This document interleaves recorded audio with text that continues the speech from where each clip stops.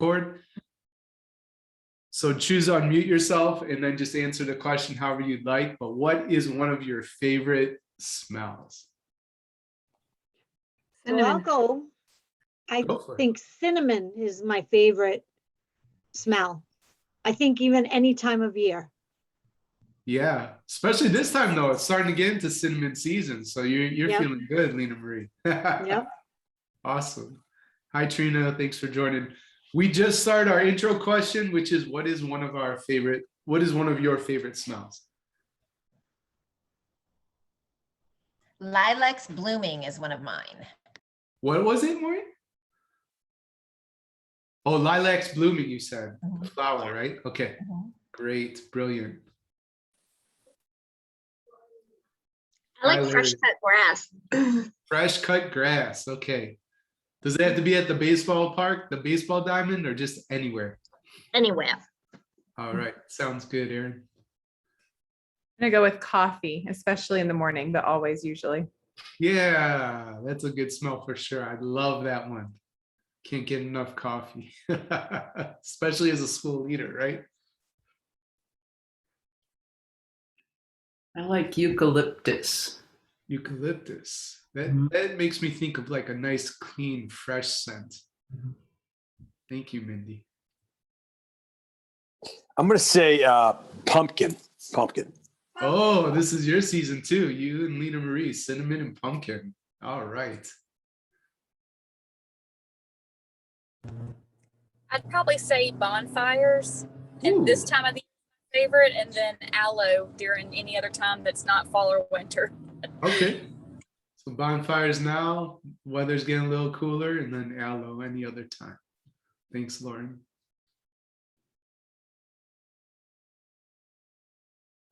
I had said cinnamon like Lena Marie, but I think we both said it at the same time. Oh, well, hey, you got the right answer. So that's a good one. Thank you, Teresa.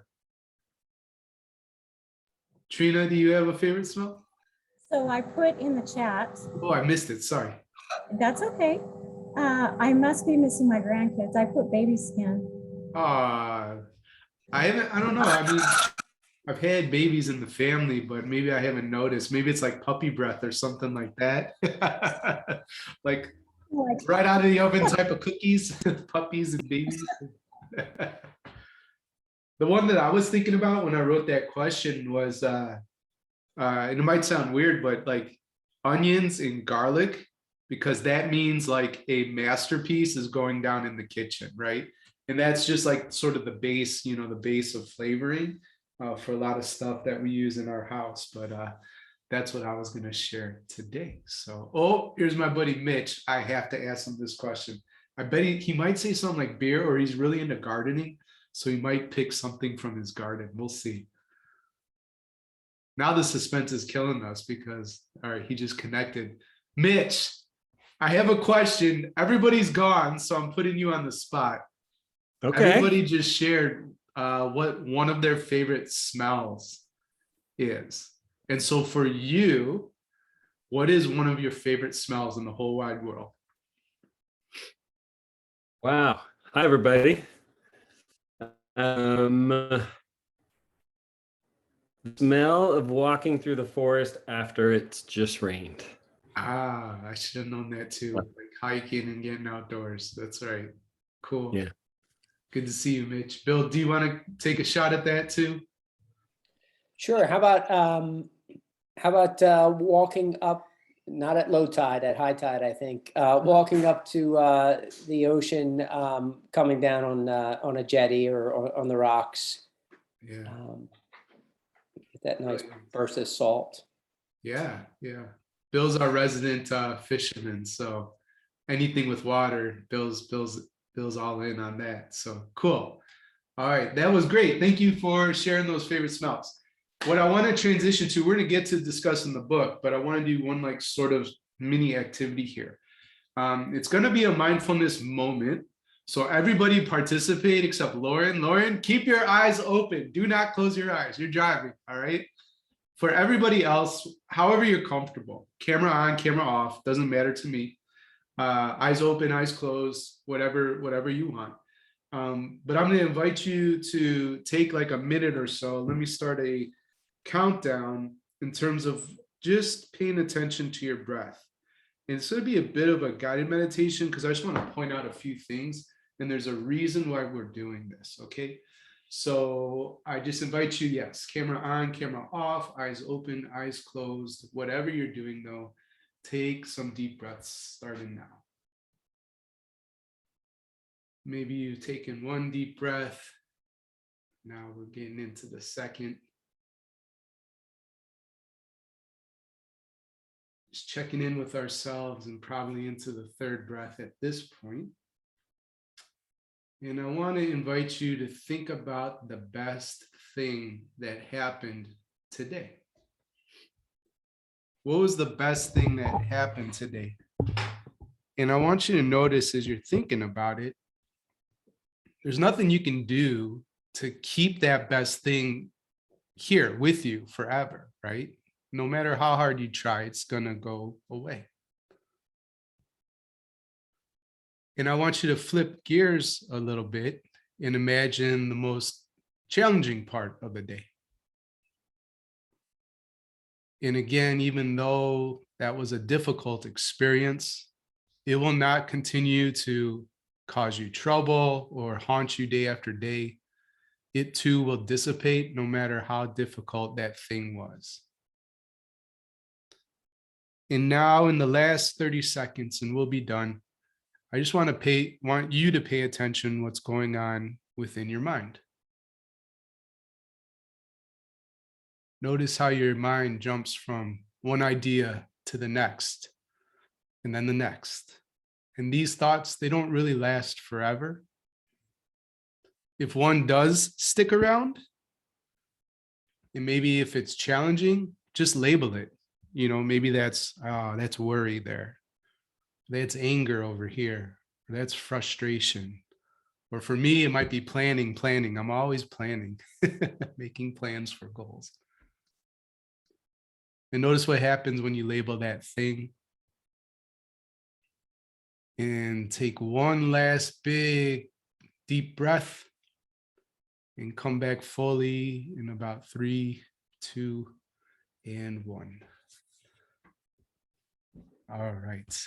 Welcome to the Mastermind Book Club. This is meeting number 2. Hopefully most of you all have your books at this point. Even if you don't, I think you'll still get a lot of great value from this evening.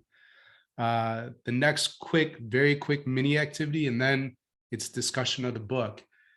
In the chat, just write one sentence for your intention in regards to tonight's book club meeting. So, what is your intention for this time that we spend together, the next 50 minutes? Except Lauren, because Lauren, you're driving. So eyes open, no typing. Smiling's okay. But everybody else put something in the chat. So Mitch said learning, great. Kim, refocus on priorities that matter. Awesome. Lena Marie, collaboration, sharing of ideas. Bill wants to grow. Maureen, to gather a takeaway to share with the team. Larry, to learn with other school leaders. Aaron, see another person's perspective. Mindy said listening and learning from others. Teresa, to learn better strategies to grow our teams.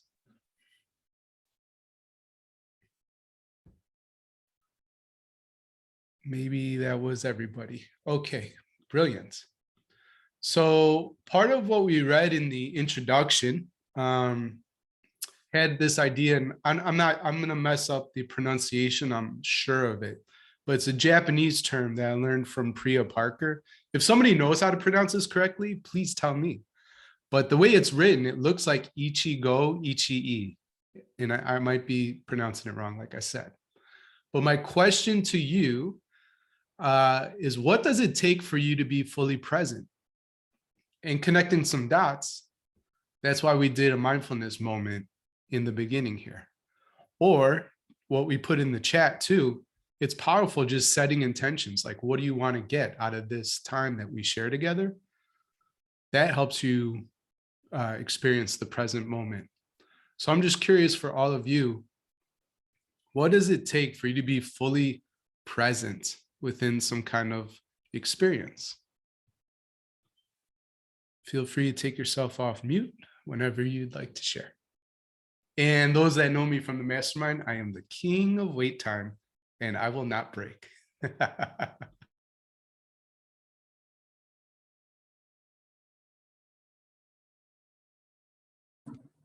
I'll go. One of the things that help me is literally stopping. If I'm driving, if I'm walking, if I'm going, there's too much movement and distraction during those times. But I like to be outside and sitting. And at that point, I'm able to engage because the distractions of all the things indoors and technology and everything else are removed. And I'm able to sit and focus on what's happening in the moment. That's great, Lauren. I like that a lot too. Getting out in nature, slowing things down, stopping. That's a really great answer. And welcome, Kate. Good to see you. Top of the morning. So awesome. We're just discussing, Kate, so you know, what does it take for you to be fully present in an experience? That's what we were talking about. In the intro, I referenced this idea of Ichigo Ichii, although I might be pronouncing it wrong. But just like you only get this moment, right? We could be the same people, same Zoom URL, same time, discussing the same book, but we'll never have the same experience.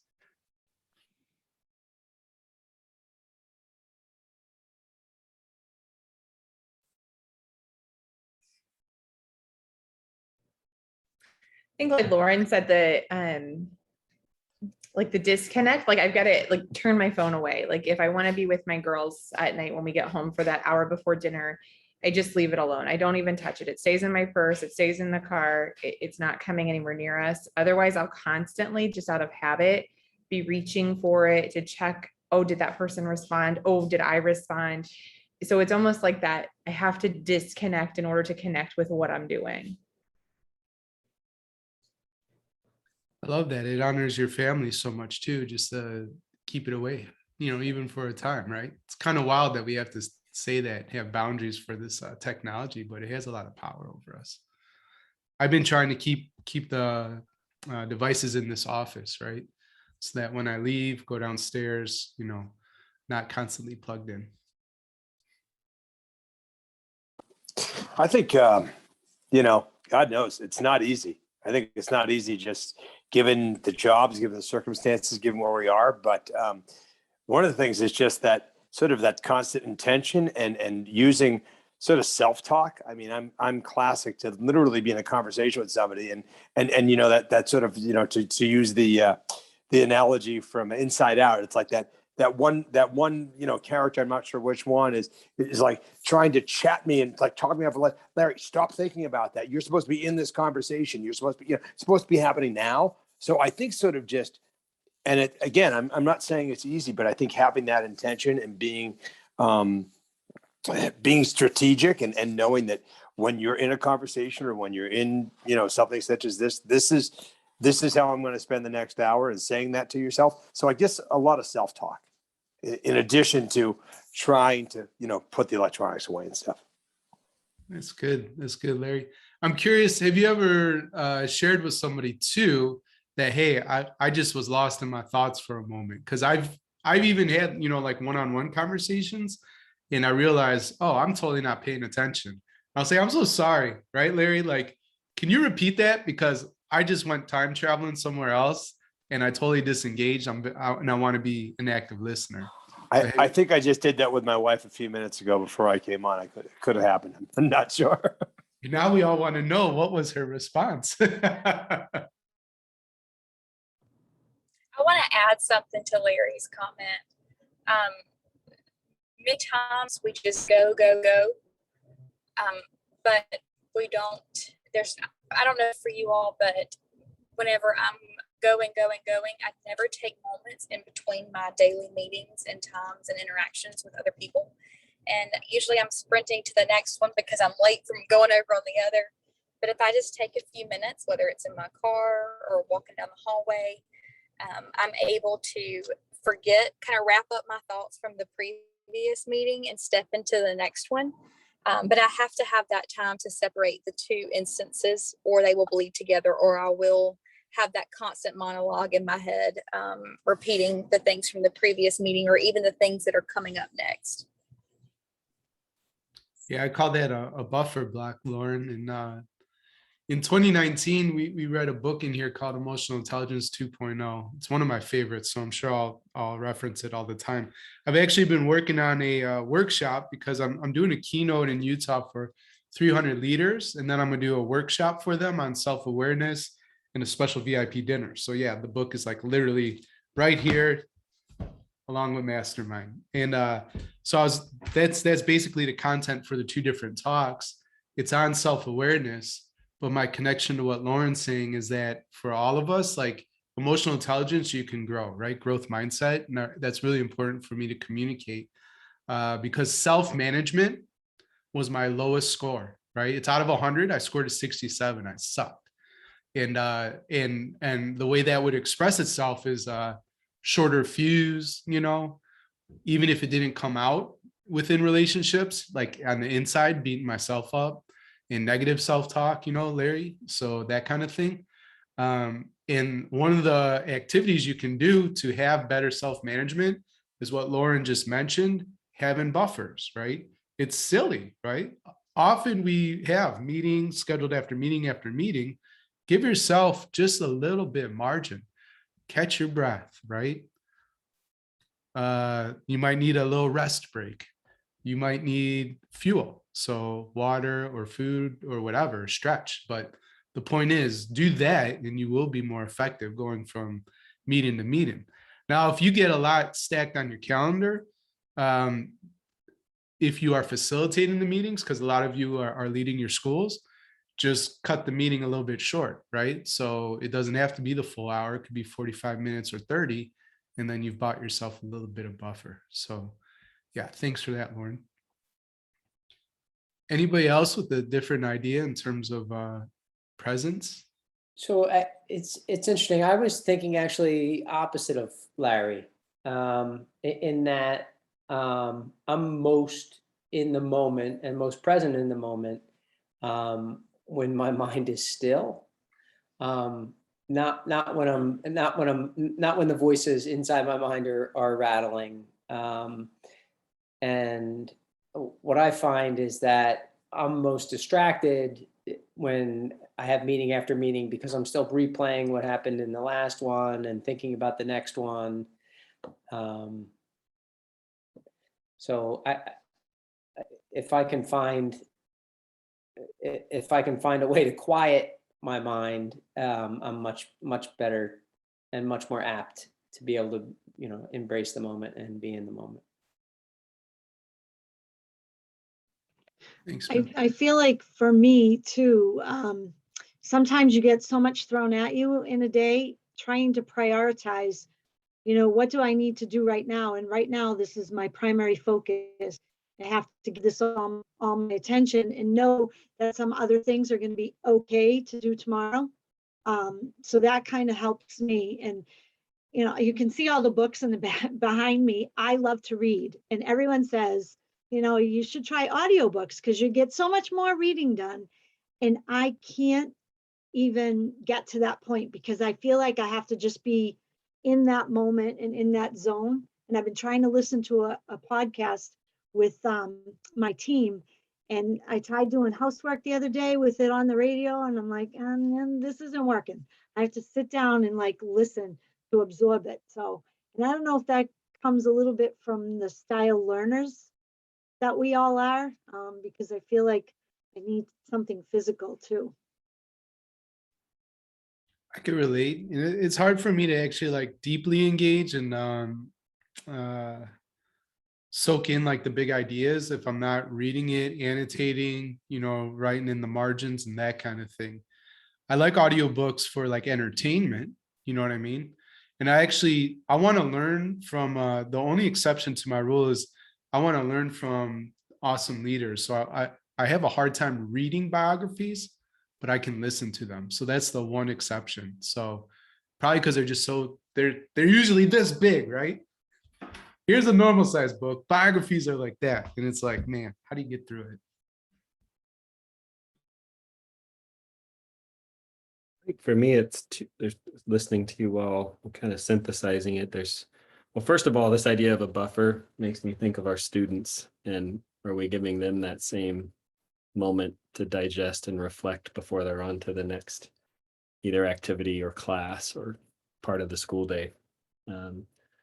But there's two kind of camps for me. The being fully present in a meeting is very different than being fully present in a one-on-one conversation, right? And I don't have the answer to the meeting because the meeting sucks and it's boring. I'll admit, I got so much to do. I'm gonna multitask.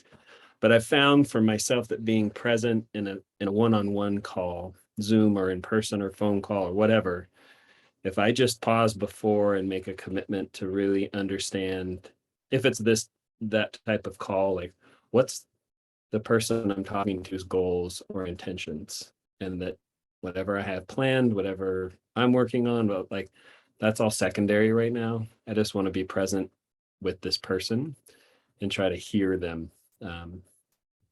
That kind of helps me show up be present.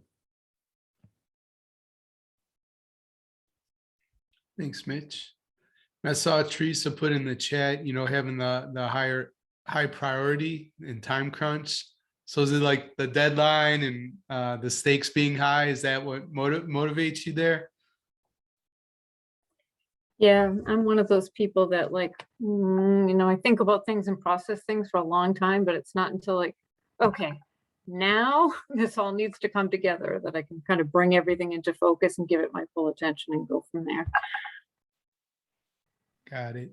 And Aaron, you put in there just being good at multitasking, but being mindful one task at a time helps ground you. What do you do because that's a challenge for a lot of people. So what helps you be successful in just focusing on that one task when you're able to do it? I set a goal for myself and what I want to accomplish within that amount of time frame. And as long as I can get that, then I'm good and then can kind of move on and focus on something else. Yeah, it's good. So like those mini milestones and then a bit of a time constraint and that kind of thing too. So awesome. All right. Well, I have one more question to ask the group, and then I want to open it up and just see what you were resonating with, and if there's stuff that you would like to bring to the discussion. So in chapter 1, we talk a lot about like PD, the problem with PD, and that kind of thing. And I would love to just hear candidly, what's it like to experience PD within your district? And how are they meeting your needs or maybe not meeting your needs?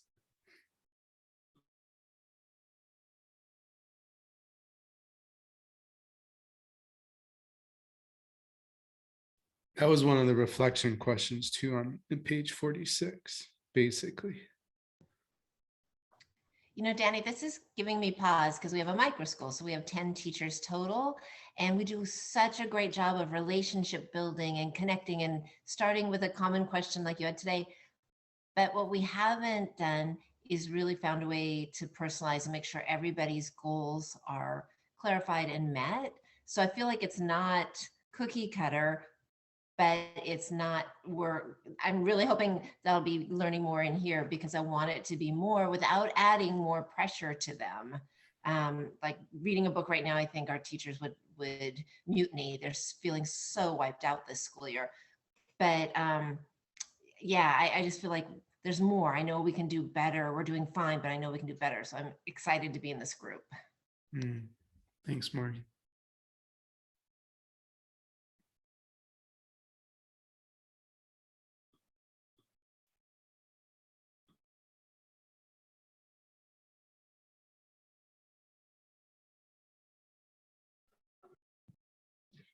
I think for our setting, we're so often compared to public school and we're so different from public school. Being very mindful and intentional about what we bring to our teachers and what they need makes the bigger difference instead of just sort of generalizing it to, oh, this could be for everybody. we are very specific in what we have and what our teachers and our students need. So I think making sure that we bring that to them makes a big difference for our guys. Can you briefly describe your context? I'm pretty familiar with your school, but for everybody else. So we are a therapeutic day school for kids with social, emotional, and behavioral. So we are considered an out-of-district placement from public school. So when they're not successful in public school, they come to us. So I think sometimes PD just looks very general, and we're not very general. We're quite different. So we need different things. I think one of the things you had said one time in our mastermind was our game is different than everybody else's game. So we need to play by the rules of what our game is versus what everyone else's game is. I like that reframe too, Aaron. And just want to encourage everybody to consider that you can really define those rules no matter what setting you're in. And even in a very bureaucratic, potentially top-down system, there's still opportunity for creativity and flexibility. Maybe not as much, but you still can do it, right? And I think sometimes people just give up and feel the system squeezing that out of them. But I just want to encourage you that you do have that power. Aaron is maybe the only teacher on the call. Thanks for making your PD relevant and practical to what your teachers do every day, because that's always been my biggest gripe. Even if it's a great or inspiring PD, if on the backside it takes me a significant amount of energy or even time to make it part of my practice or pedagogy, it's kind of a wasted effort. So good for you. And I'll echo Danny. I think even if it's a big district or institution, we can have really on point PD. So way to go. I often think when I think of PD, I think what's in our sphere of influence. So I'm in a huge district, and one of the things that we've been successful when we have sort of the school level days, we've done a lot of unconference work with staff, and it's as simple as putting on a Google form and saying, "Hey, what's on your mind?" And God knows, like this year, you'd hear SEL, you'd hear dysregulated children, you'd hear lack of stamina. I'm sure you'd hear all those things, and then we subsequently group those together and then have an ed camp style PD, which is, I keep thinking, and we've now done it. So I'm in my 4th year as principal of the building, and we've probably done it 4 or 5 times. And I keep thinking to myself, will this run its course? Will people get sick of this? And guess what? They don't. Like, it's consistent. Every time, and I'm talking, from the doldrums of the pandemic in 2020 to like end of last year. It really, I think it inspires, it motivates, and people, you never get to hear from your colleagues. You don't like, they don't need to hear from me, hear from each other. What's working in their classroom? What have they tried? And that's been, when I think of PD, as far as what's relevant and germane to what teachers are doing each and every day, that has been a tremendous asset.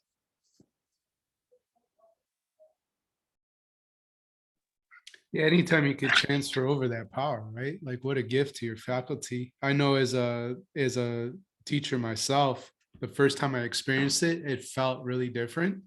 And every time, we experienced it afterwards, it was just something that we always look forward to. Because it wasn't, here's what you need to know. It was like, hey, we have experts, we have geniuses in our midst, and they have some really cool stuff to teach.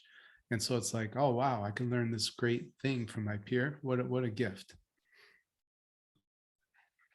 I think it's interesting to note that each person, and myself included when I was thinking about that question, we didn't think about PD for ourselves. We thought about what we do when we lead PD for those who we support in our building or in our district. I work in a very small district. We have about 1,500 students in 2 schools. My role is in central office with, I'm the special ed director. And there's 3 directors in the entire district, and we're running around doing everything. But I know also, I apologize, I'm outside with my dog, so they're crying for the ball. But I know that PD is not provided to us besides the essential, you have to do this mandatory training at the beginning of the year. We also have, we're dealing with new structures in our leadership. We're going on our third superintendent the school year, trying to find people. So we don't have those structures in place like they need to be, but it's very self-directed, which is a little bit scary because I'm the only person in there in that department. So I don't have another leader or mentor within the district to assist me. But it's also kind of nice because if I can self-identify and have the autonomy to direct myself in the right way, I get to pick and choose the leadership that or the PD that I want to develop into the leader I want to be for the teachers that I support within a district. Sorry, my dogs are fighting. But I don't know. I just thought it was interesting that none of us talked about the PD that we get. It was all about what we can do for our teachers. And I think that says a lot about the group present, because we're servant leaders. That's what we do. We serve others, and we're trying to think about the best ways to serve our staff. I'm smiling because I was trying to find it, Lauren, while you were talking. The dogs are super cute. She sent a picture. It must have been Instagram or I don't know. I don't remember where, but I'm getting a lot of pictures, right, with people with their book, which is awesome. If you have one, I'd love to feature you on my Instagram profile. But she sent 2 with the pups, and so that was really fun for me because I love dogs. I think picking up on that conversation as well, definitely feeling that the professional learning that's available for us in school leadership positions is really quite scarce unless we go out and seek it ourselves. But I'm finding rather that most of what I have to go to and attend in terms of what they would call, professional learning or workshop or whatever, is more about new structures that the system is imposing on us and how we then have to implement them. And, a classic example is that last week, I actually had to go to a workshop on the new process for principal professional review. And again, highlighting that this is a self-directed process. It gets verified and validated through the system, but it's my responsibility as a school leader to self-reflect, determine where my areas of strength and weakness are, and do something about that. I've also sort of picking up on the question at the prompt when I first entered. Apologies for being late, just one of those mornings, and I'm in Australia, if you hadn't picked the accent, so it's 7 o'clock in the morning here. And sort of it took me about 15 minutes to actually tune into the session, and that notion of the focus, and it's a cumulative effect of not having the buffers in the day, information coming faster than I can process it, and then trying to disseminate it out to my staff as well is where things can get really tricky. So just my little contribution. Thanks. Thank you, Kate.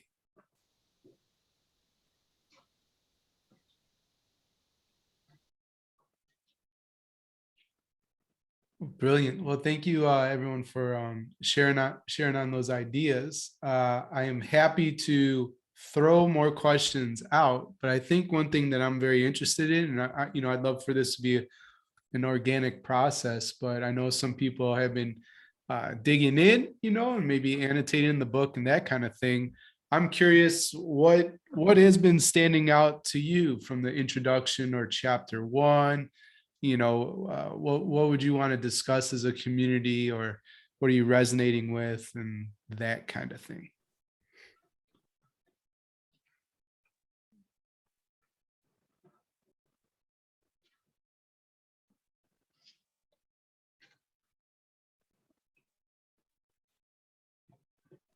One of the things, and I'm not sure which page I'm on, forgive me because I'm doing it on a Kindle, is I love this outside perspective is a generous gift. Like we don't get that a lot, right? Like, what do you hear if you're in a larger district? You hear your other colleagues, some like-minded, some not, what have you. And I think whenever you can have an opportunity as a teacher or as an administrator to hear another perspective or another way of doing things or another solution, it's beyond valuable, because you can, we can all get caught in this isolated rut of this is my job. Am I doing it right? And how do I know? Because, who's really telling me that? Other than an annual evaluation that tends to come, some week in June when the year's already over and I can't even reflect on. So. I'm with Larry. That caught me too. It stretched my definition of authenticity and being inauthentic, because I can be sincere and really mean the best, but if I have all of these blind spots, that idea, I love the metaphor. I like the stories. I love the anecdotes. I love the little quips that you have in the footnotes about learning about drinking and singing and stuff in Scotland. And so the personal touch makes it really palatable and so fun, Danny. But the older fish story, that like, what? We're in water, huh? I found this so much when I was an overseas school head. I didn't even know what I didn't know, but it applies all the time and everywhere. So that outside perspective, so that we have more authenticity, so we don't have the blind spots, that part also jumped out for me.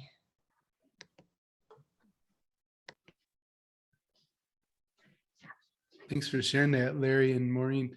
Not to put, current mastermind members on the spot, only answer if you feel comfortable and it's relevant.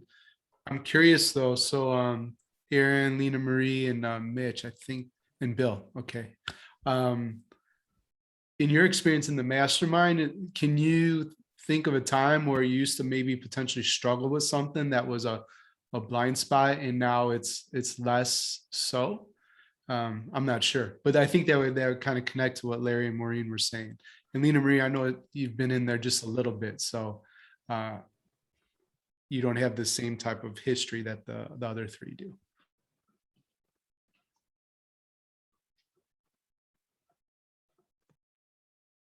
For me, that's like all it is every week, whether it's if you're familiar with the mastermind, there's a hot seat every week, or if you're unfamiliar, I should say, and you get to actually bring something that is a roadblock or a challenge.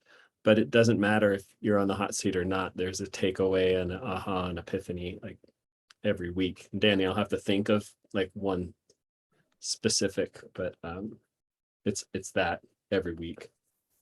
I look forward to it so much. And we're going to really dig into the hot seat thing later in the book club. Maybe we'll even do some mini hot seats in here too. That'd be appropriate. But that's in the section on challenge. Well, I know I've only been in there, I think it's 2 meetings, maybe it's 3, I can't remember. But having done the principal success path prior to joining, I feel the collaboration and having other people to bounce some of the things that are going on off of them. And I think you have a quote on page 24 that I wrote down. It says, learn from the mistakes of others. You can't live long enough to make them all yourself. And I feel like that kind of resonates with me, because some of the things that have come up in the meetings that I've had, other people have experienced things, maybe not specific to like your school size or team makeup or whatever, but there's value in bouncing that idea. And sometimes the blind spots exist when you do try and collaborate with people within your situation, because whether it's they don't know what they don't know, or they just have that blind spot, or they get stuck in, well, that's the way we always did it before. If you want to be new and fresh and innovative, sometimes getting that outside viewpoint is very, very valuable.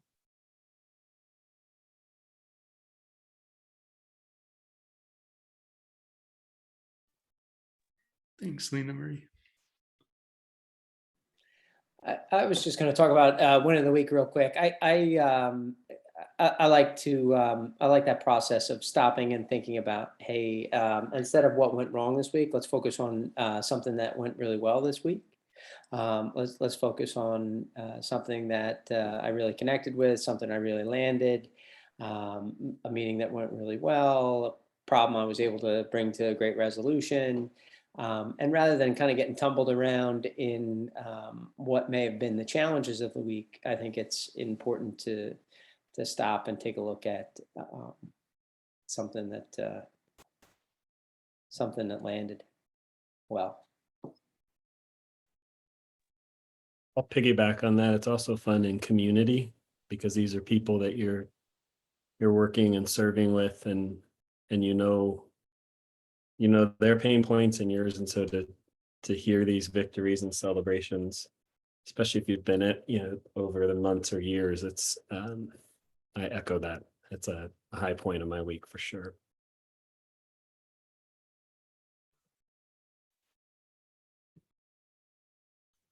And just to piggyback on that, I think that sometimes it's just so easy to forget that we do have those high points. And when you're forced to intentionally, identify one or think about one, I think it just raises your own positivity a little bit. Definitely. All right. Well, I think then just to sort of pivot a little bit, many people talked about the power of just sharing wins, right? There's enough challenging stuff in a school leader's life, right? And so to focus on what's going well, even if it's the littlest of things, like I showed up today, right? And I didn't want to, like, that's still a win. Who knows? Or it could be something grand, I'm going to put you in breakout rooms, and let's just say 4 minutes. So let's see, most of the groups are just 2 people. So that should be pretty good. Larry, Lauren, and Mitch, you guys will have to be a little bit quicker. But basically 2 minutes per person, except that one group of 3. Just share a win of the week, right? And then when we come back, I'll see if there's another idea that's really resonating with the group. So see you in 4 minutes. Share a win with your peer, and we'll come together in 4 minutes. All right, bye.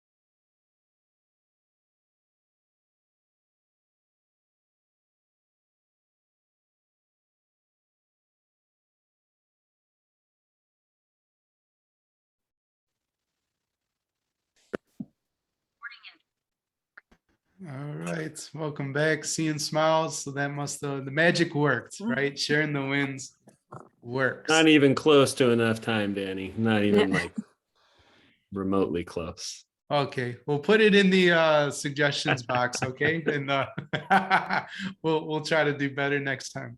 That is something I hear, and so we do want to extend that time. But I am so much just wanting to hear what else you're resonating with, and the ideas that stood out to you. So we had this idea of the generosity. Maureen talked about the 2 fish. I'm thinking of opening at the keynote I'm doing in Utah with that story because I think it's so good. And then going through the ABCs. But for those of you that do have the books, what else did you connect with? Jenny, I have to say, I feel seen after reading chapter 1 in your book. Just all the things that are kind of pitted against current administrators and the odds that you kind of have to face as you go through it.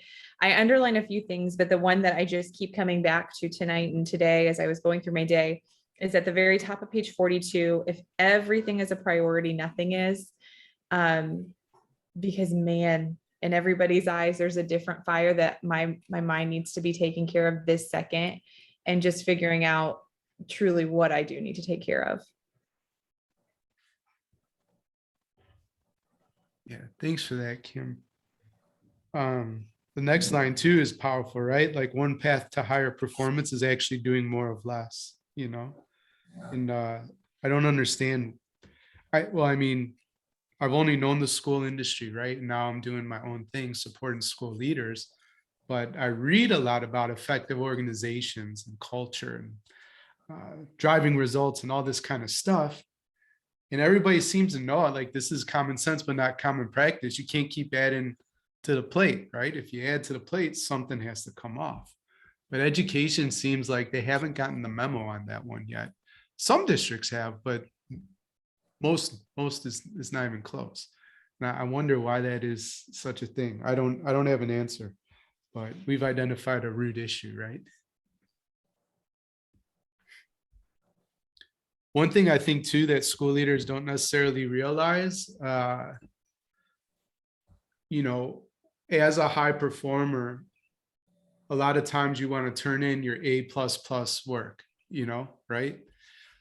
But there's some things that just need to be turned in, and it could be, you know, colored outside of the lines, you know, maybe there's the spelling's not so great. I'm not saying make mistakes on purpose, but clearly, like for me, for example, school improvement plans often are actually not a meaningful document.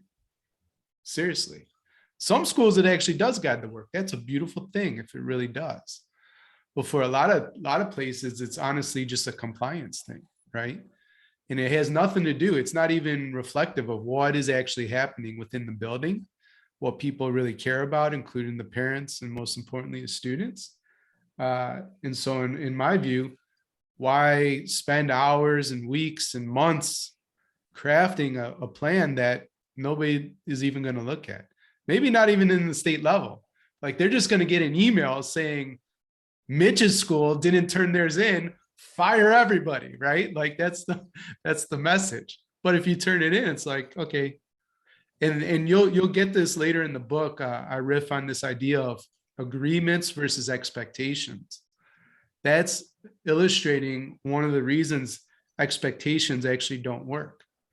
Because when people don't meet those expectations, you're pissed, right?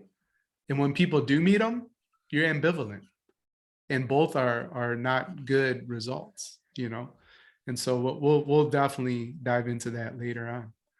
Trina put in a old saying, if something's worth doing, it's worth doing well. Yeah. If something is barely worth doing, just barely do it. Wise words, Trina. Thank you for sharing that.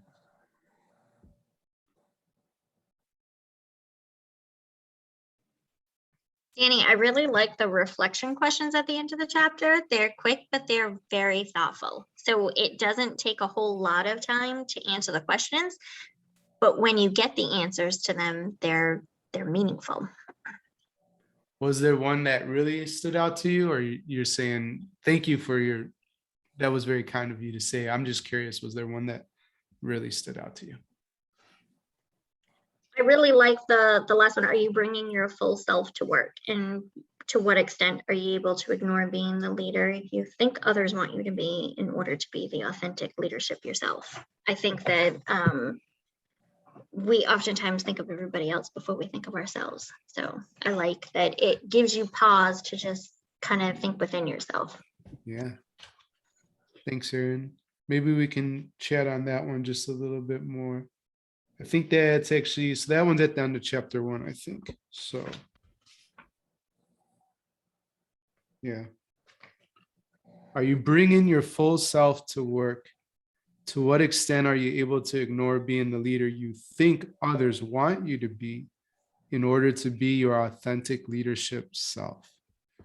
How would you all answer that?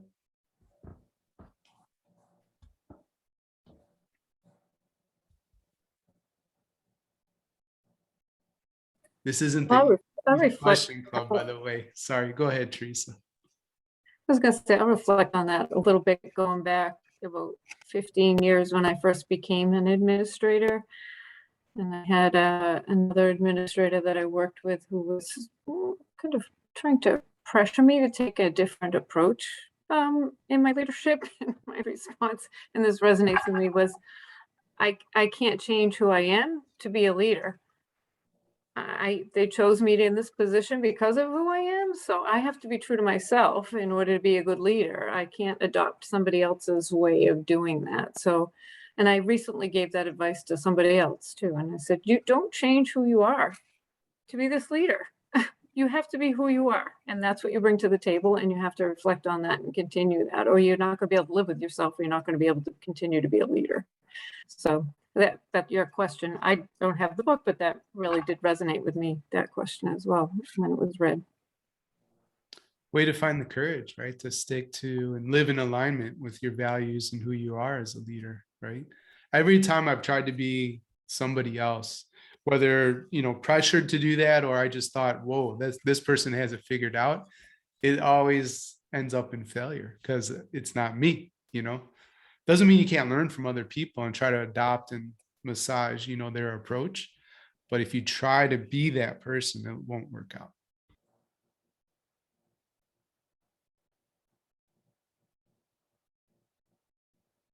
Hey, Danny, I was going to add on to that too, that I really, there's a little vignette that you offer on page 31, or an example of an individual, Renee, who talks about her experience as a veteran educator. And she basically knew what her core values were. And when she went against them, she states that, she was afraid to move. And as a mover and a shaker, immobility killed her spirit. And I think when we understand what our core values are, what our strengths are, and they're essential to the work that we're doing. And when we're not able to function and engage in those strengths, we tend to struggle and we go against our natural abilities. And that really spoke to me when I was reading through chapter 1. Thank you, Maria.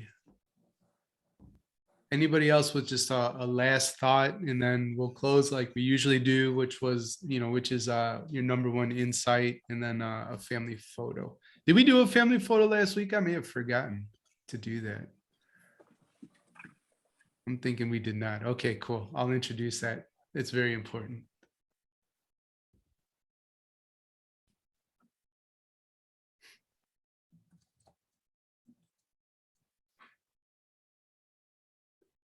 Okay, well, maybe just for time's sake, how about in the chat, if you'll just type in your number one insight from this evening. What was your number one takeaway?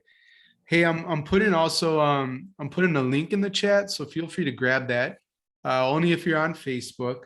But I have a group for this book club. So if you want to join, there's reminders in there, and who knows what I uploaded a free challenge I did from the summer, right? That was on having the best school year ever. And it had to do a lot with like taking care of yourself versus the school's part of things. And so there's other good stuff in addition to book club things in that group. No pressure if you don't want to join, but if you are on Facebook, you might want to do that. And then, go ahead and type that number one insight. And then the family photo I'll upload to the Facebook group. And it's just a moment where we act a little bit silly. We act out like an idea, this kind of thing. And like Ichigo Ichi, we capture this moment we just shared together as well. So Kim said the buffer block was big for her. Awesome. Mitch, wishing all teachers were fortunate enough to have leaders like this group. Yeah, there's some real ruckus makers in our community tonight. Larry, the importance of being present and learning from others' perspectives. Aaron, collaboration with fellow leaders is essential. Yeah, thank you, Aaron. Kate, bringing that authentic self. Yes. Bill, connection to stillness is the key. Stillness is the Key is a book by Ryan Holiday. Really awesome author. He actually has another book out right now called Courage is Calling. But stillness is the key is something that really resonated with Mastermind members. Lena Marie, show up authentically and learn from others. Nice. Ah, Maria, the circle of competence. That is a good one. Mindy, being fully present, buffer block, pause. Yeah, not all issues require an immediate solution. That is true. All right. Some other people probably typing in, but just since we're at 8 o'clock, for the veteran members, and then everybody will learn this. But Mastermind folks, do you have an idea of like what we should act out for this family photo before I snap a picture? I will not share this on social media. It's only in our private group, so this isn't something that gets shared widely.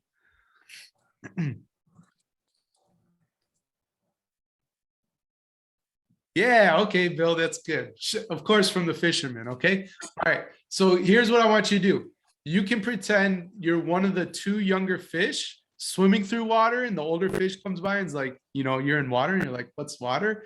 You could be the older fish bestowing your wisdom on the younger fish. You could try to act out that you are water, or you could be something that's just in the ocean.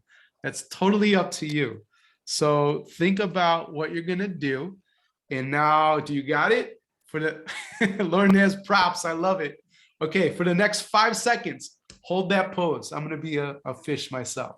Have fun with this, guys. This is the best part. All right, great. Got it.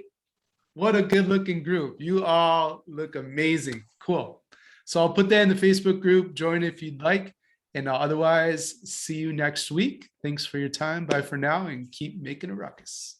Thanks, Danny. Bye. Yeah, cheers. Bye, everyone.